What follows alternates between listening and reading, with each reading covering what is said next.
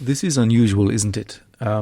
Seldom do you get something on social media that invites you to go deep beyond your everyday moments. There's plenty of good stuff out on social media which brings you knowledge, history, facts and rules of Islam, but there's not very much that allows you to see how, in a real second-by-second, moment-to-moment way, how to live your life, how to be of faith, what that state of mind is. I don't really care that there isn't much, except that it's just me doing what I do. After all, this is what it takes for me to reach you. And many good ways of communication came about by accident. If you're long enough to remember, before smartphones, people had text messages, and text messages were just an add-on which the makers of phones never thought was actually going to take off.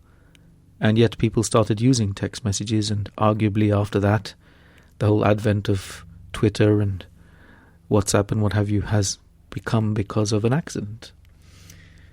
Anyway, reinvention. It's all about how you live your life.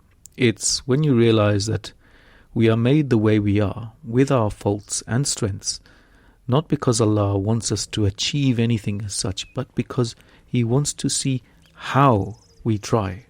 The results are not important. It's how you try that matters. It's that humble, everyday effort in whatever way you can. Allah doesn't care if you prayed 5 times a day, if it meant you didn't attend to the real obligations you have in Islam to understand what the Salah is for. What is the point of Salah if not to remind you to be here, to be a good person? Salah is not some kind of punch card clock where you go and pray and then come out of Salah unchanged and carry on with your way you are rude to people or mean to people or sinning the way you are. Salah is meant to be a restorative experience. It's not like an eraser. It's more like an MOT, what we call in England. It's a refresher, an awareness of where you should be going and a recollection of your faculties. So you go and reflect, connect and come out closer to goodness. If you're not getting that, then, or at least not intending to get that, then you're not really connecting Salah to the meaning of your life. So let's take a step back before we go into Salah again, and let's think about how to get closer to Allah outside Salah and how to really understand what makes a strong mind in this second of our deep dives. You might say that you try to appreciate your mind and you try to appreciate your life, but you can't somehow. Some people say their situation is too difficult, or their own mind gets in the way. How can you possibly improve yourself when you face such hostile relatives or friends or difficult work situations or such massively difficult problems with your health or poverty, or when there are so many people who are against you, and so on?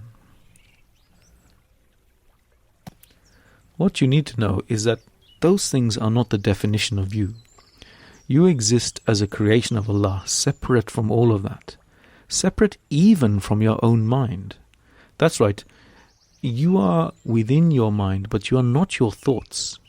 The true you is the heart of your mind, and you have to realize that actually most of the time your thinking or is being dominated by the nafs, the emotions, the temptations, the impulses. It's a tool that it requires learning, but it isn't your only tool. The real tool you have that's above your nafs is the awareness that comes from your heart. And what I mean by that is if your mind is wandering and you're unable to pay attention to stuff, or you become distracted by worries or whatever, you could either wander along with your mind and feel that this is you, that you are lost, that there's nothing else except feeling lost, or you could look at your mind and say, oh, my mind is wandering. I don't have to wander along with it. I can just observe that it's wandering. If you are suffering, you could either believe that you are suffering and that your life is awful, or you could step back and say, oh, actually it looks like my mind is telling me that I'm suffering, and my emotions, my nafs in particular, is telling me that things are terrible, but feelings are not facts. So you can start to see that this second way, the process of standing aside and observing, you're observing yourself with true reflection. This is what Allah keeps going on about. He wants you to reflect. He wants you to see yourself pretty much as He might see you, from high above, just as a person living their life on this small planet. And we can help that along by doing some special forms of dhikr, remembrance, mindfulness in Islam, meditation. This is all encompassed within Islam. Last session we talked about refocusing just on one or two things in Salah. This session we're going to look at remembering Allah directly, as you are now, as a form of mind-strengthening dhikr, mind-strengthening remembrance. And all you have to do is stay where you are and take a seat and close your eyes if you like. And what we're going to do is a process of breathing and saying alhamdulillah slowly in our minds or under our breath. That's all you need to do. So relax, feel your body wherever you are sat, and just feel yourself connected to the ground, and understand that we're going to do breathing. Why breathing? Because breathing is the way to the nafs, is the way to control and understand the nafs. I've said before that nafs is originated from the word nafas, which means breath or moment of time. Subhanallah, this connection shows you that actually to get to our emotions, we have to take a moment of time. We have to take a breath. And as you breathe slowly, in or out, as you breathe in, you might say alhamdulillah. And you might want to hold your breath at the top, just to help you focus, or you may not. And as you breathe out, you say alhamdulillah. You're inviting yourself to just observe. Slowly notice your breath going up and down, and say alhamdulillah as you do.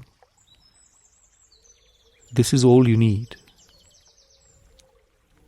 And as you keep going, the more you do this, the more you'll sort of feel a bit more connected to the moment.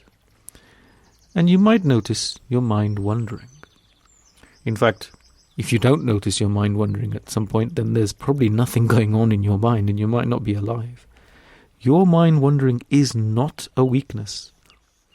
Your inability to focus 100% all of the time is not a sign of something wrong with your head. Don't believe anyone who tells you that it is. That is exactly how the mind is meant to be. It always folds over. It's a bit like the weather. It's always changing, the clouds and the wind and the humidity and so on. It's always going on. Okay, this is the nature of the mind. This is how we've been created. You have no need to apologize for that. But we can bring it back. We can invite our consciousness back just by focusing back on the breaths and on alhamdulillah. We praise Allah for this state.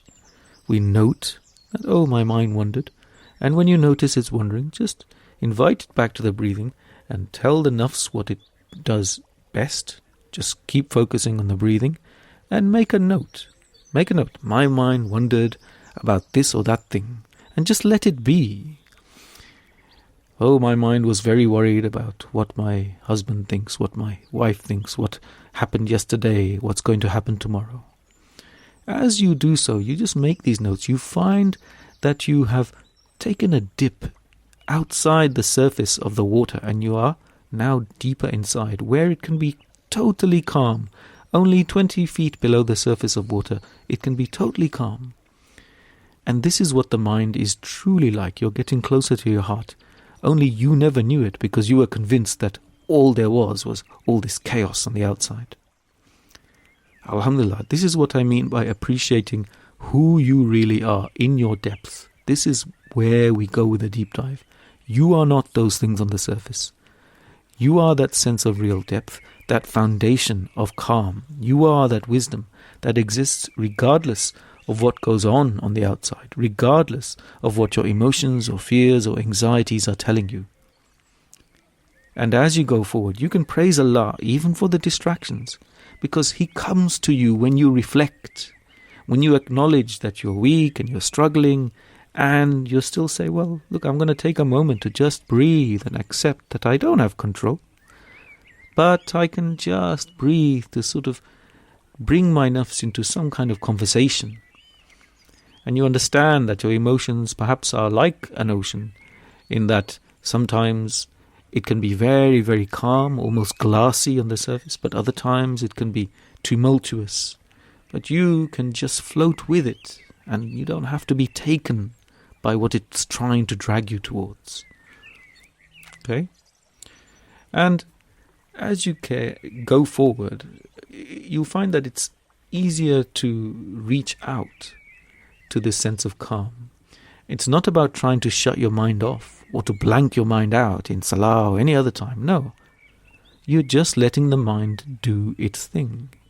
And no matter what it's trying to tell you, just accept and say, alhamdulillah, this is my mind. It wanders. It's trying to convince me of this. It's trying to convince me of that. There have been times when it's been better. There have been times when it's been worse. I'm just going to try and breathe for now. That's all I'm trying to do. And if I can't, if I don't, that's fine too. There is no sense of success or non-success with this exercise. You just do it, and no matter how far or how far you go or don't go, you've succeeded because you've just taken effort to reflect. That's it. The good news is that this need not be a temporary state. It's not a special state of mind. You can come out of it, out of your slow breathing in and out. But you were awake going into it, and you're awake coming out of it.